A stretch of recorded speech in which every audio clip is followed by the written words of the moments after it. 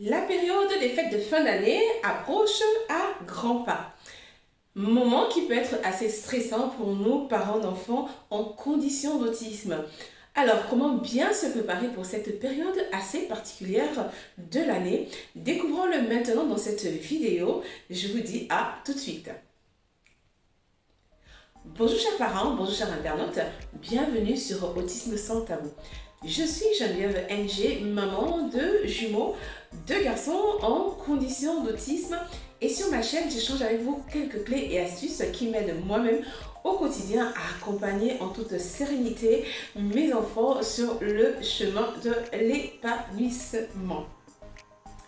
Lorsqu'on parle de fête de fin d'année, on va être d'accord qu'on parle de moments en famille, avec des amis, on parle d'échange de cadeaux et on parle de changement de routine pour nos enfants en condition d'autisme.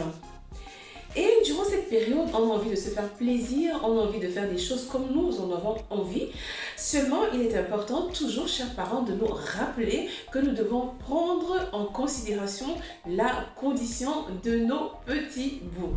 Alors, voyons maintenant comment se préparer pour cette période assez particulière de l'année. Avant toute chose, chers parents, le mot d'ordre reste et sera toujours le même. Nous devons anticiper. Anticiper autant que nous pouvons. Voilà maintenant 5 points sur lesquels nous pouvons anticiper.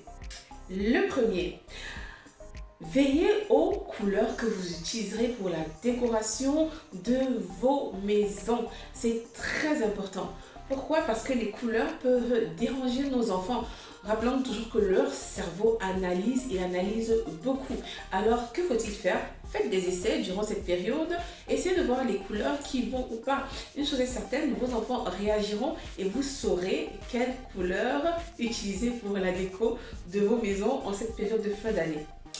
Comme deuxième chose, anticipez sur la texture des aliments que vous donnerez à vos enfants. C'est très important. Ne leur donnez pas à manger ce que vous donnerez à tout le monde juste parce que c'est la période des fêtes. Voilà. Moi, les miens, par exemple, je sais qu'en ce qui concerne le poisson, actuellement, si je leur présente du poisson dans une assiette, ils ne mangeront pas ou ce sera très difficile. Alors, ce que je fais, je le mélange à d'autres aliments précis et là, le tour est joué, ils le prennent. Comme troisième chose, ce que vous pouvez faire, c'est échanger avec les personnes avec lesquelles vous passerez les fêtes de fin d'année sur les particularités de votre enfant.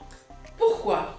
Cela va permettre de les informer, d'éviter les effets surprises et par la suite de faire des acteurs de ce moment afin qu'il soit un moment de plaisir, un moment d'épanouissement pour vous, vos enfants et pour toute la famille.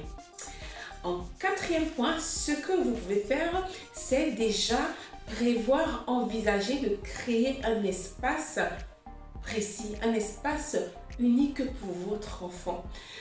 Pendant les fêtes, il y a beaucoup de mouvements, il y a tellement de mouvements autour de nous que ces enfants, ça peut les emmener à faire des crises. Alors, il faudrait qu'ils aient des moments pour se tranquilliser, se poser et se reconnecter à eux-mêmes.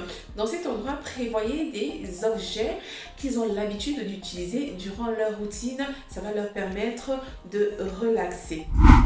Comme cinquième point, ce que vous pouvez faire, c'est d'ores et déjà parcourir des catalogues avec votre enfant. Essayez de voir les objets qui lui plaisent et choisissez parmi eux le cadeau ou les cadeaux de fin d'année. J'arrive à la fin de cette vidéo. Je vous remercie de m'avoir écouté jusqu'à la fin.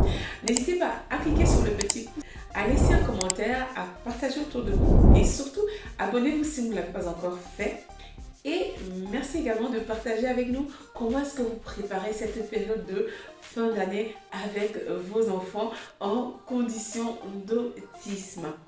Je vous dis à très bientôt dans la prochaine vidéo.